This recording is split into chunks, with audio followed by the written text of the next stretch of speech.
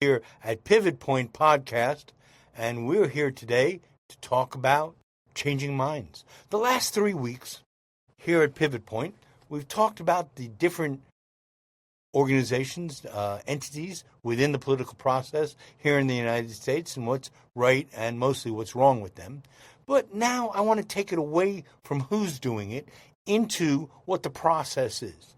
It's called Changing Minds, but its subtitle is The Right Way to Do Things and the Wrong. And I don't want to attack one group or another. I want to attack one set of actions or another and let you decide for yourself. So we're going to look at some of these actions, and we're going to work on this together. So again, good morning. I'm Barry Saccharin. Welcome to Pivot Point. And let's jump right in and talk about what the right way and the wrong way to do with it is. Being positive folks, a moderate political stance, let's start out with the positive and go from there. And the right way that we do this is to coalition and support, and we look at what our friends are doing and which of those areas we should support. That's a very big thing to do.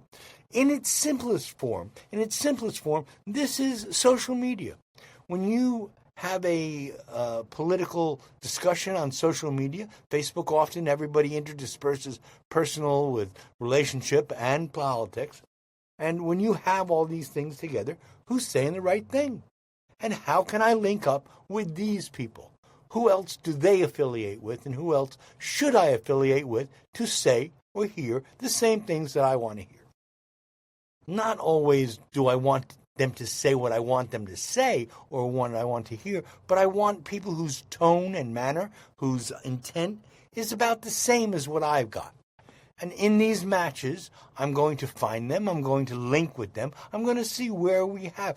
Are there musical tastes we share? Are there event-based tastes we share? What do you like to do and what do I like to do? If you like to go to a bar and drink a lot, well, there's a great group for you, but I ain't one of them. I have other things I like to do, but that's not one of those things. On the other hand, I don't mind going to a bar to see a band in the style I like. I'm an old Grateful Dead head, and I'm a big fan of jam band music, and I go out and listen to music when the time is right. And so on Facebook, I look for who aligns with me and who doesn't. Who is on my side, and who do I belong on their side of? And this is how we start with changing minds. We understand what we're doing and where we're doing it and who we're doing it. And the most important thing in this case is to stand up for what's right. And looking at what's right and understanding what's right and what's wrong. And standing up for it. And then looking at our friends by that mirror, that prism, and saying, these people are standing up for what's right. Now, maybe you're a big advocate for animal rights. And the people who take in strays and advocate for those organizations that do and practice what they preach, well, if that's where you are, these are the people you want to align with. Who are they aligning with, and how do I become a part of that? Obviously, if you have a cause such as animal rights, easy to link up with.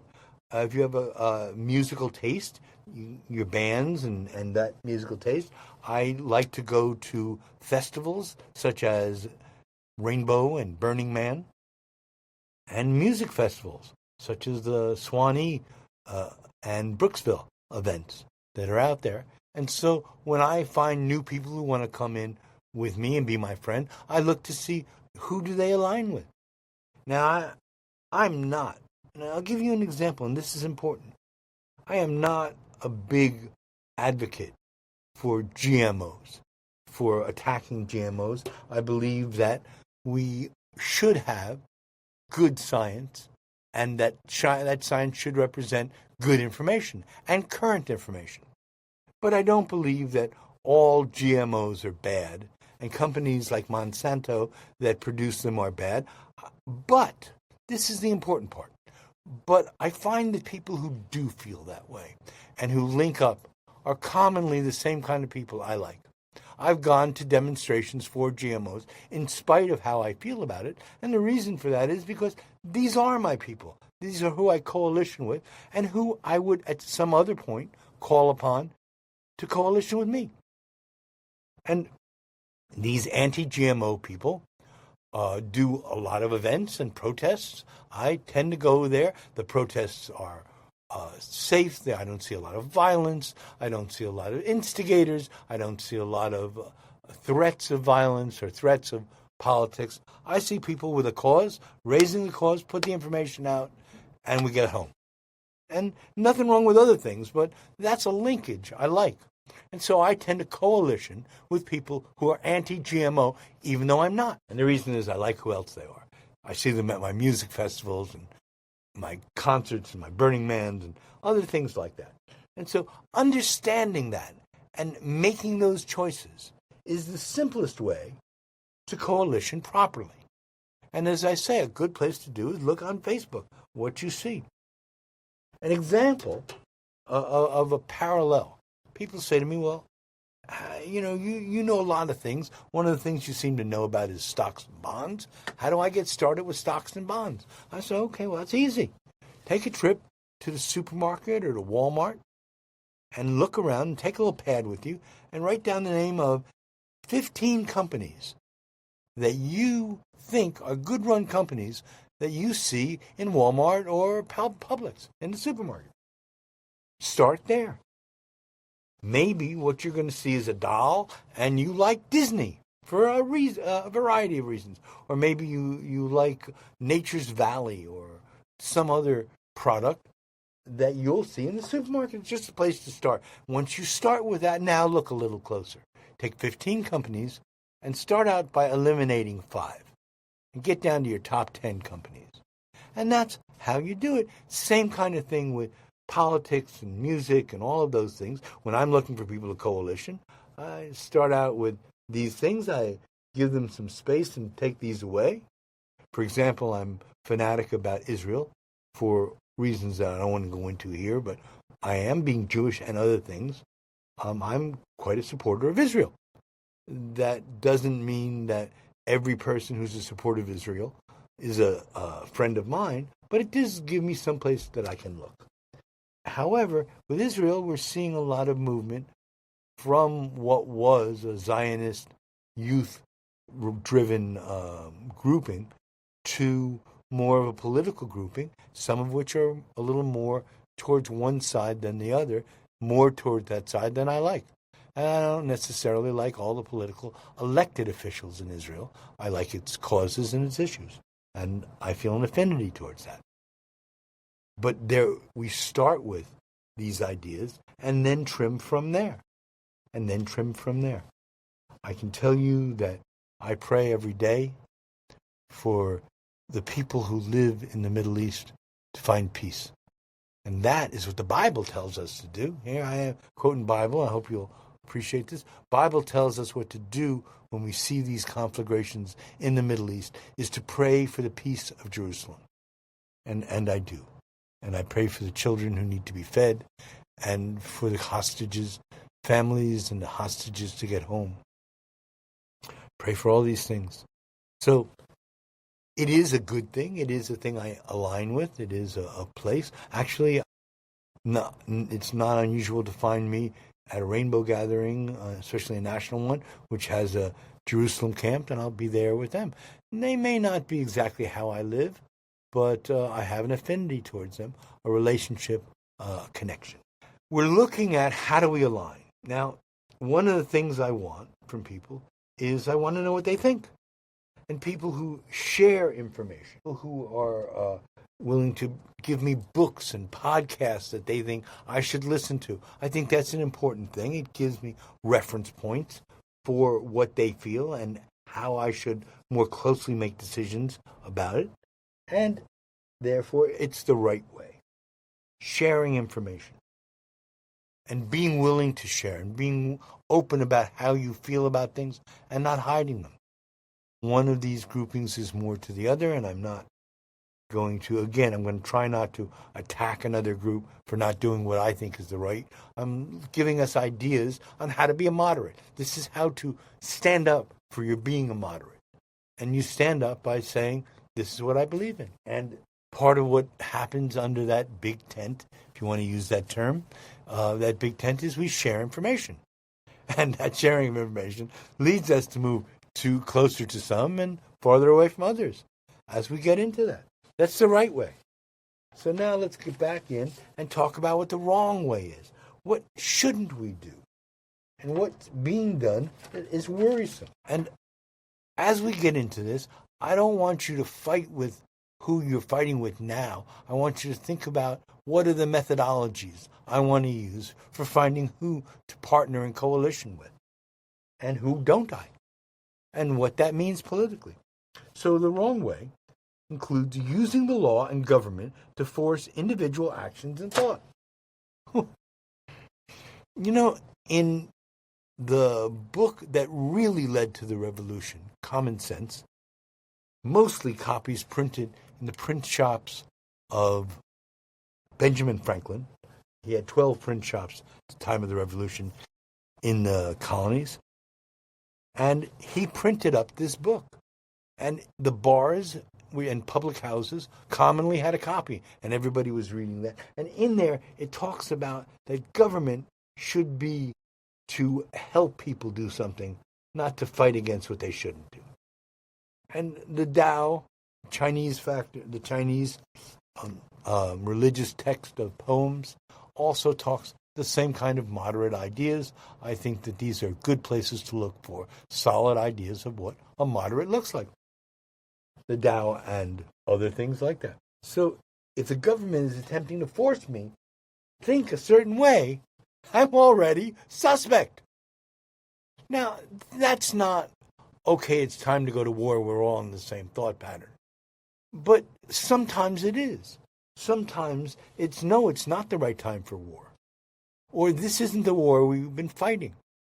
There's a famous quote from a TV show, The Newsroom, and in the quote, Jeff Daniels is the actor, and he reaches out and says, we used to be proud of our newscasters, not ashamed of them.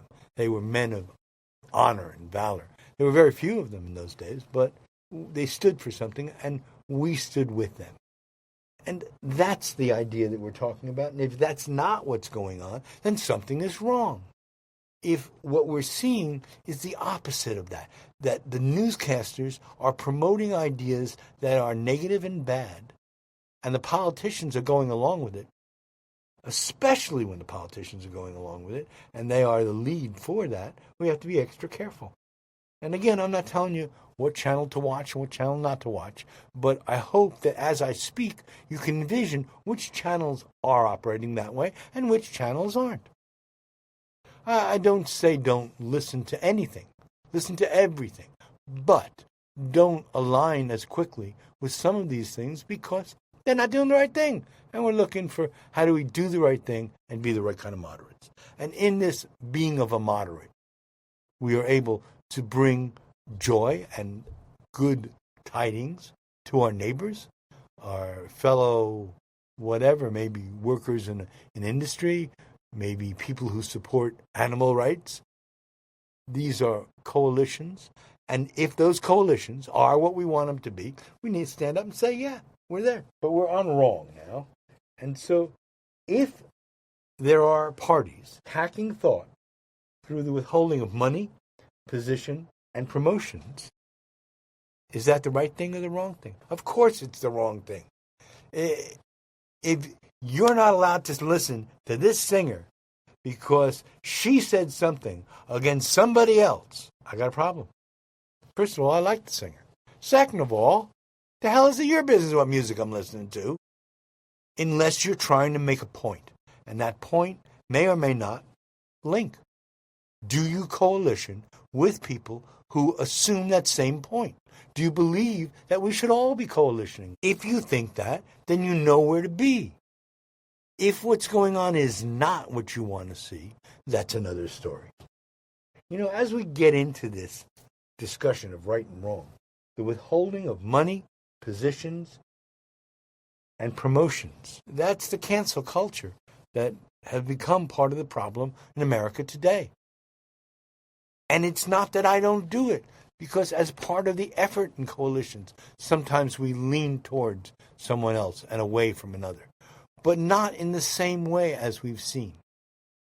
There are stores that I don't go to for that purpose. And they're limited. They have very specific things.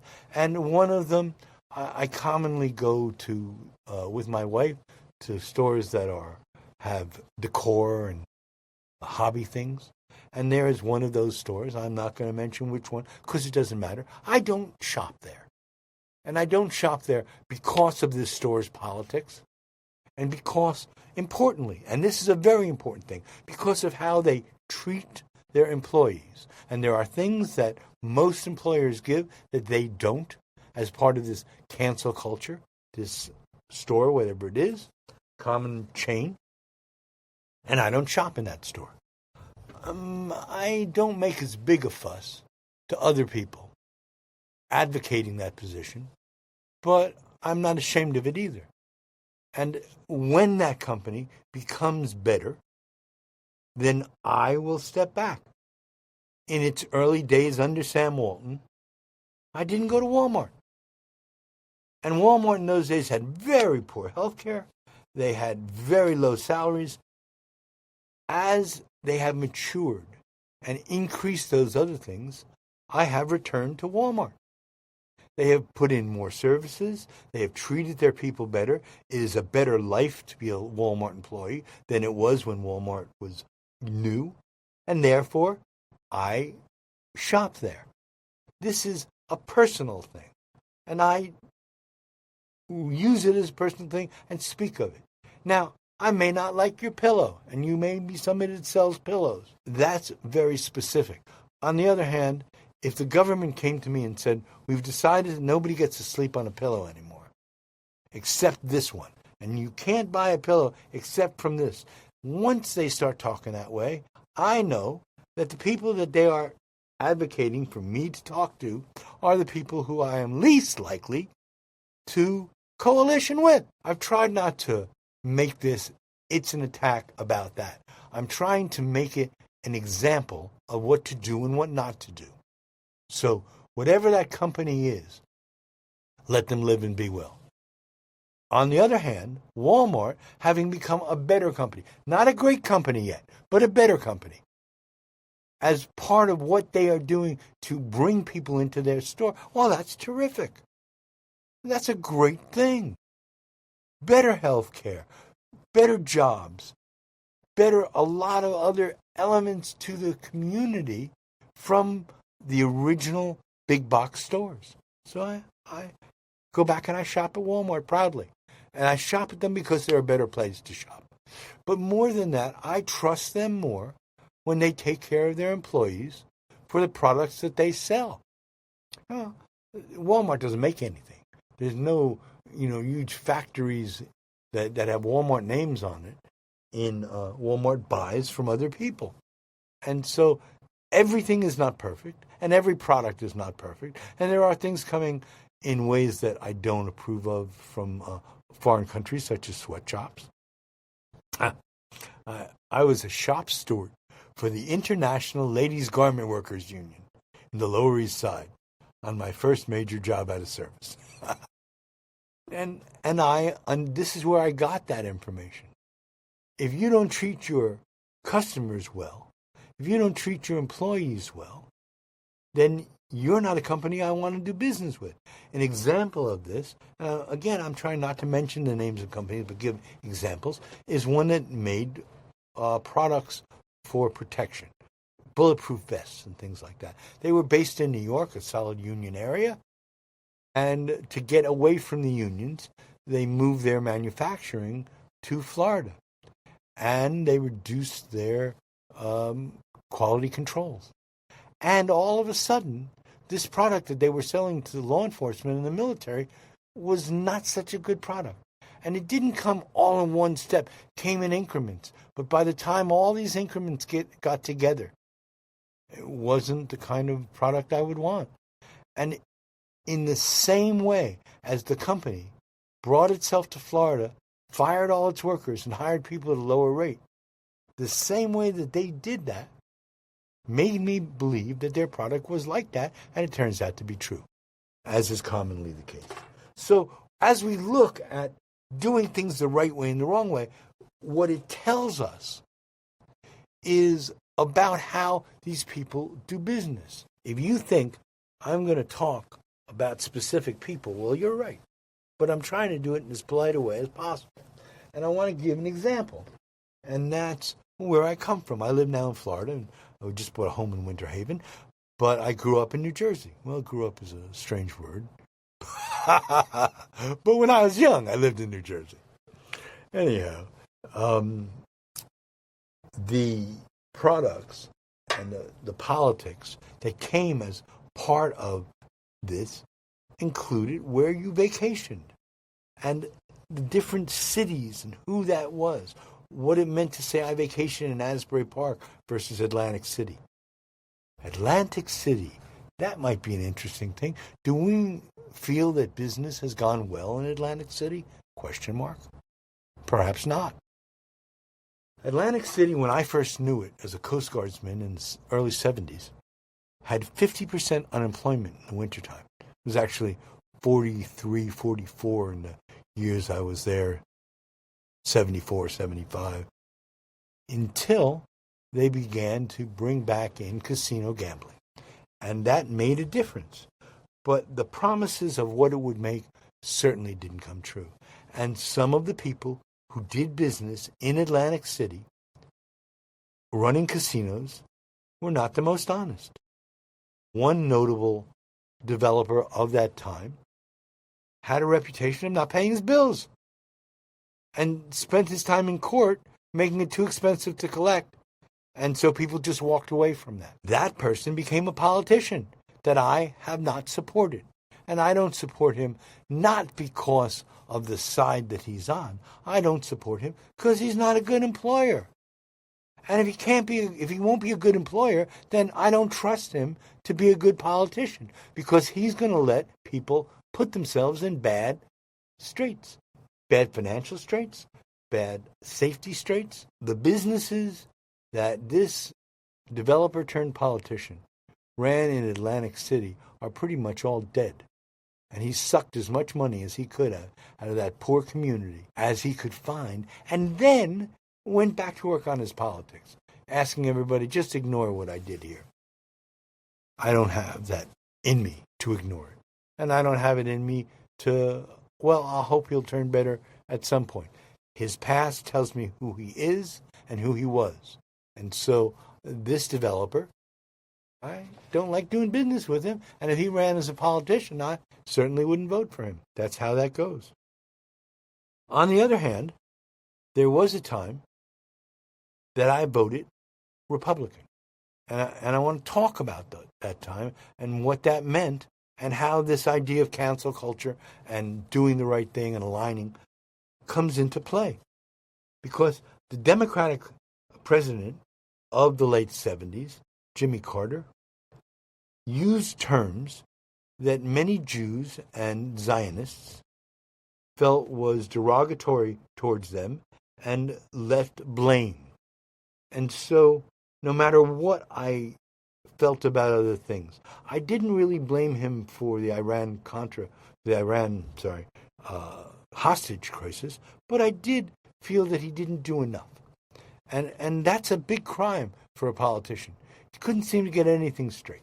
He was a nice man, and he had belief in certain things. I respected him and his wife, Rosalind, but I couldn't vote for him.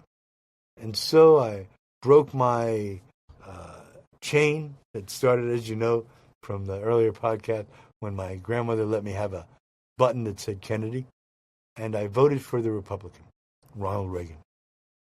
And I looked at what he had done, and he had done good work for the SAG when he was a union leader.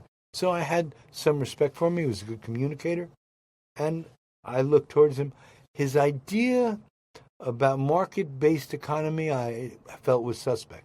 But what it turned out to be was an excuse to do things that broke some of the work that the coalitions I had been on went after. And so, learning from my mistake of supporting Ronald Reagan, I still think Ronald Reagan was a very good president who did a lot of things. I also have to laugh. In the Iran-Contra hearings, poor Ronald Reagan, he finally called him up for him to be a witness. And he said, no, I don't remember that. No, don't remember. And everybody said, he's a liar. He's a thief. He's a bad politician. Maybe he was. I'm going to give him the benefit of the doubt and feel that his Alzheimer's was kicking in, and he really didn't remember or didn't understand. And so it's possible that he didn't understand what he was doing was bad. On the other hand, the people around him did. And that put me in a position where I am now as to the support of the party that Ronald Reagan belonged to, which I won't mention. Anyhow, the point that I'm making is I continue to look at the positions. And in those days, I was not a moderate. I am now. But I was not a moderate. I considered myself a radical. And I aligned with the far left. I no longer do, for a variety of reasons, most of which are what this podcast is about, why we should all become moderates. Ronald Reagan was not a bad person, wasn't trying to harm people, but didn't do it the right way. Same crime Jimmy Carter is acknowledged, and why we just got through 3 weeks of looking at Democrats, Republicans, and independents and seeing they all share something wrong. But here, in this example, when we're looking at current politics, the business practices of the current Republican candidate, or whatever he is at this point, are not the practices that I want to see go forward. I do believe in unions. I do believe that construction workers deserve a fair wage and all of that. And so I'm going to stand there and coalition with them. When I ran for office in 2006, it was actually 2005 that this happened, they put us at a fancy golf resort in Miami Beach, the oldest one.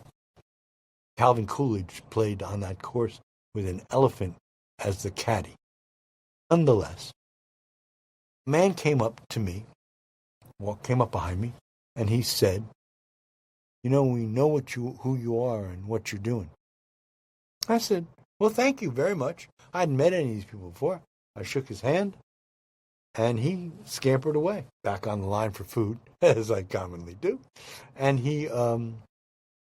I'm more of a grazer than a big eater. But so I was picking at some fresh food, and he came up to me and he says, no, you haven't got it. We know who you are and we know what you're saying. And we're paying attention to it. I said, why? Well, thank you very much. Tried to shake his hand again. This time he wouldn't let me shake his hand. It turned out that the third time when he came up, he said what he really had to say. The other time, 2 times were for effect. He said, we know what you're doing with healthcare, and if you continue to support what I was supporting in those days, universal healthcare, and I still support and believe it is, the rest of the world has figured out it's the best solution, universal healthcare. I do support it, and I was working at that point with the legislature on a project for that project to look at what the Hillary Clinton had been trying to do. And we were trying to do a pilot project in the state of Florida. And he was threatening me. He was the lobbyist for the American Builders and Contractors. The Amalgamated Builders and Contractors. And they are a business organization who tries and makes the laws easier on if you get caught hiring an illegal worker or doing other things. Their advocation is to make things less safe and less available, and he was trying to make sure that these construction people didn't have to be involved in healthcare, because they weren't now and they weren't going to be. And he was threatening me because of it. One of his threats came true. He said, if you don't change your views on healthcare, you'll never see a penny from any of these people in this room. And I never did. One of them is a relatively famous person, a lobbyist of some renown in South Florida, and involved in some charities that were good. He promised me $100, never delivered. And I tend to lean towards that's the same kind of thing. The conservatives from that time did not believe in the health care program that we were working on with Hillary Clinton and they were going to stop it. And they did. And me. But they weren't the only ones, and there were a lot of things about that. So I'll get more into that at another time. But what's important was he was threatening me with the cancel culture over what would happen to me if I didn't go along with his politics, with his view. And his view is wrong. Healthcare is a right for everybody. It's a different kind of a right than it was our forefathers understood at the time that they founded our country, but it is a right now that we belong to be a member of the world society that provides universal health care. We are certainly a wealthy enough nation to be able to do this. And what is the moderate approach to that? The moderate approach to that is to protect the ACA and offer continued support to people through financial assistance to be able to get good health care. And eventually leading towards, when we have everybody with insurance and a way to do it, leaning towards a universal program that simply combines everything that's out there into a universal thing. And we're moving towards that now. And we're moving towards that because of one of our ethnic groups within the United States. I don't know if you're familiar with the story, but the ACA, although it was it was created and saved by Democrats, it was used best and is used best in places like Florida and California and Texas by the Latino population. They have taken to that in ways that are just wonderful, and they have really populated the programs. And whereas Republicans have been advocating that the programs don't be used, and Democrats have been swearing that it's not fair, that it's expensive, but we want it anyhow, and they've just been using it and doing it well, because many of the countries that they came from have universal health care and do provide these kind of things. And so they're doing the right pieces with it, and they got it. I wonder how these Latinos feel now that Trump is attempting to take it apart again. And he wants to take it apart because he feels Obama got credit for it, and he doesn't like anybody else getting credit for anything but him. Another one of those wonderful qualities that I look at when my politicians have that quality. I want everything for me and my family, and to hell with the rest of you. Okay, I'll give you a little, but not enough to make a difference. If one of the politicians that we're living with today is like that, well, we shouldn't support him. That's not the moderate approach, is it? Continuing on. So, what I'm saying is, the best thing to do is to look at our populations, people who we like, people who we associate with, and see who they associate with, and look at these numbers and statistics and causes that make a difference. My biggest advocacy in Florida at this point is with cannabis. And right now we are at the point that we are getting closer to being able to make it recreational and to use our advocacy capability to get a constitutional amendment to do that. Constitutional amendments cover a tremendous gambit and are often used by one side or the other to attack. They're in the first set of modern constitutional amendments that came through was one about farming with industrial farming. And Florida does not allow industrial farming and has very strict rules about it. And we made a constitutional amendment to protect those rules about how big a space an animal has to live in if you're going to use him for food. And those kind of ideas. And it's called the pregnant pigs. And you'll hear it made fun of on Fox News by Republicans as the things that were not needed. But indeed, what it needed and what it did and what it said is that food that comes out of Florida will have the animals treated properly. That is a noble idea. And the people who align with that, I align with them. Not because they know how to sing Kumbaya. It's because the food that we eat needs to be taken care of properly, and that's the best way that we get healthy food. Take good care of the animals that are being used for food. So, if you live in what you perceive as an ever-growing, quote, big tent, then you're always looking at different groups and saying, are these mine? Are these not mine? Are these within my tent, but I'm not supporting them? Are they from somebody else's tent, and I'm willing to reach across the aisle and make some inroads with them? What does it mean? It also questions, is your big tent expanding or contracting? If you say, well, it's kind of both, I guess, that's the norm. If it's getting smaller because bad things are being done to members of that big tent, well, eventually you're going to not have enough people to support the sides. And you can't make a circus run without enough people in the stands.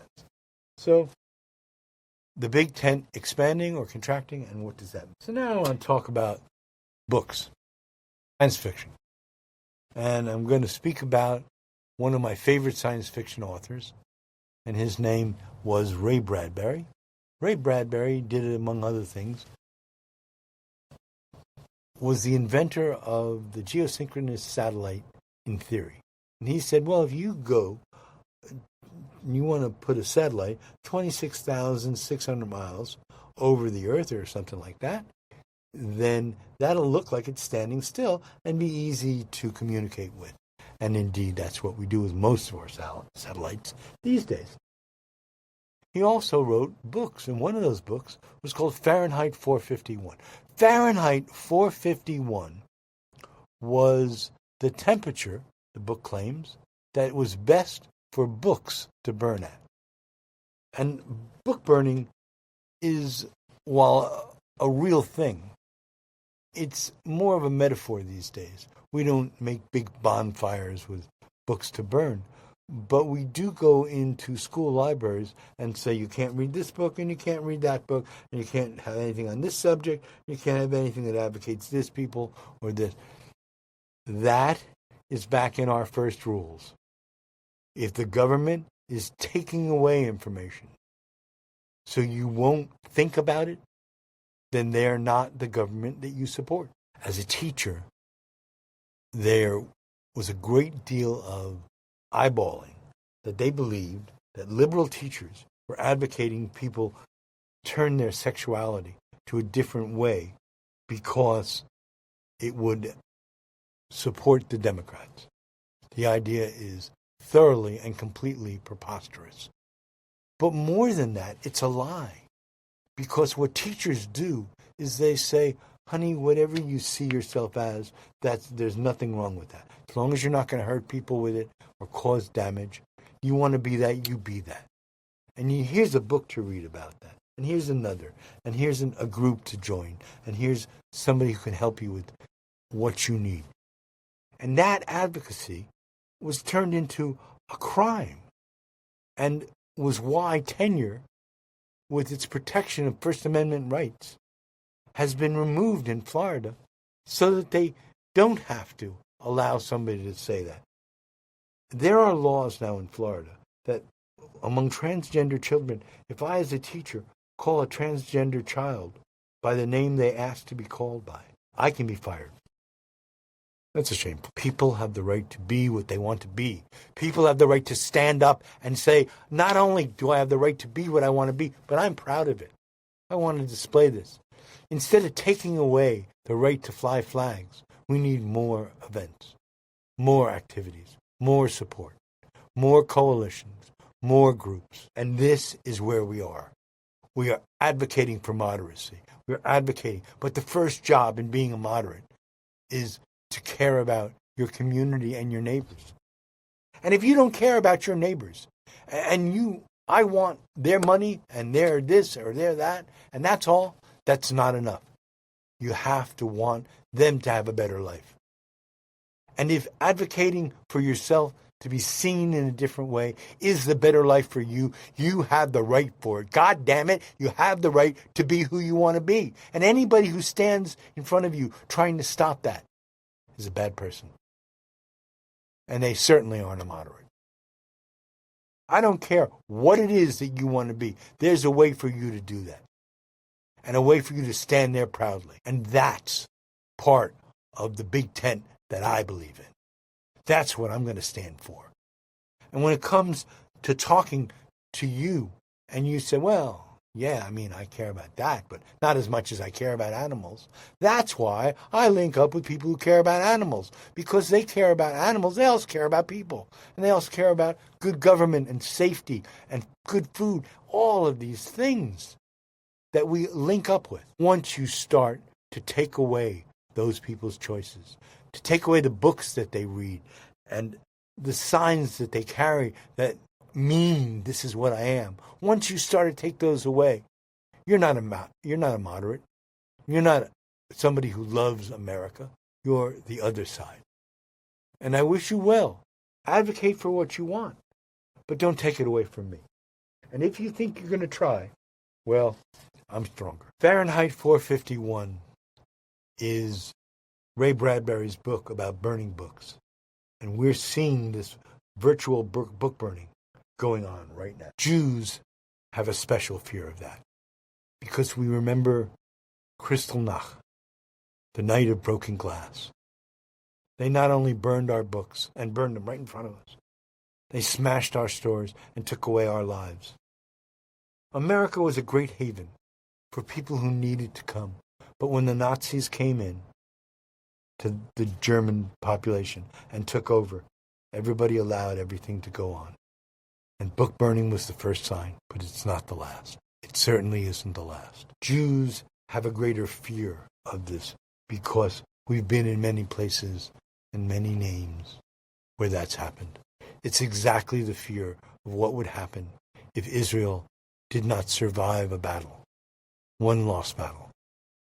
Didn't survive. The Muslim radicals would come in, burn all our books, make us third-class or fourth-class citizens, and torture us until we were all gone. It's what they do to their own people. The people in Gaza, whose political arm is Hamas, are being used as fodder.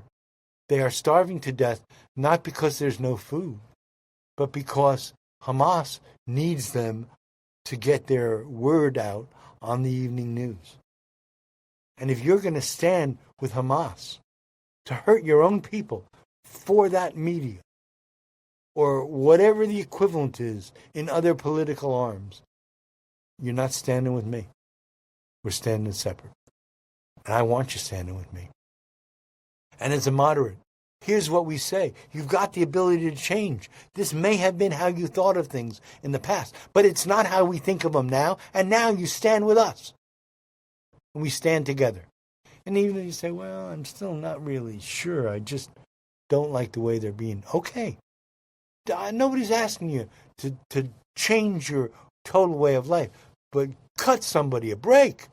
Let them live their lives. Let them wear their clothes. Let them protect their books.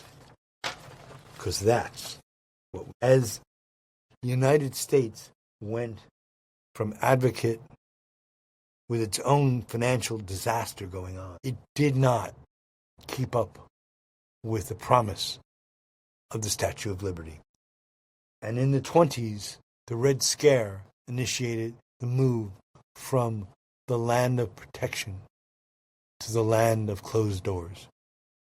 Boats like the St. Louis, which was sent by Germany all through the Americas to act like nobody would take the Jews and they could do anything they want. These actions stopped us from having a better world. These actions were the harbinger of a worse world to come, of tens of millions of deaths, innocent deaths. And we watched it and understood that what we were doing and did it anyhow. For those of you who live in Florida, the St. Louis sailed right along our shore, and nobody would let them in, 80% of them dying.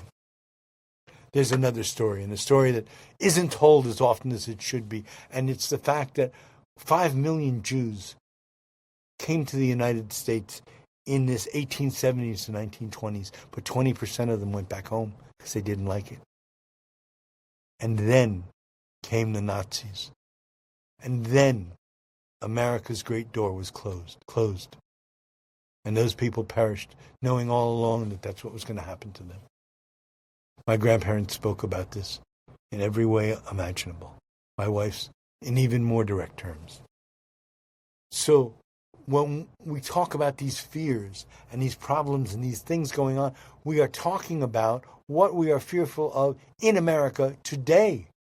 This is not, oh, this happened in the past and we should see if there's a connection. That's, if you do this, you allow this to happen, and this will. And if you don't believe me, have a conversation with somebody transgender right now, where the laws are changing and letting people do bad things to them. Now, in your community, people that you see every day, and you may not even know how they started or where they are now. Nobody's trying to take away sports from women.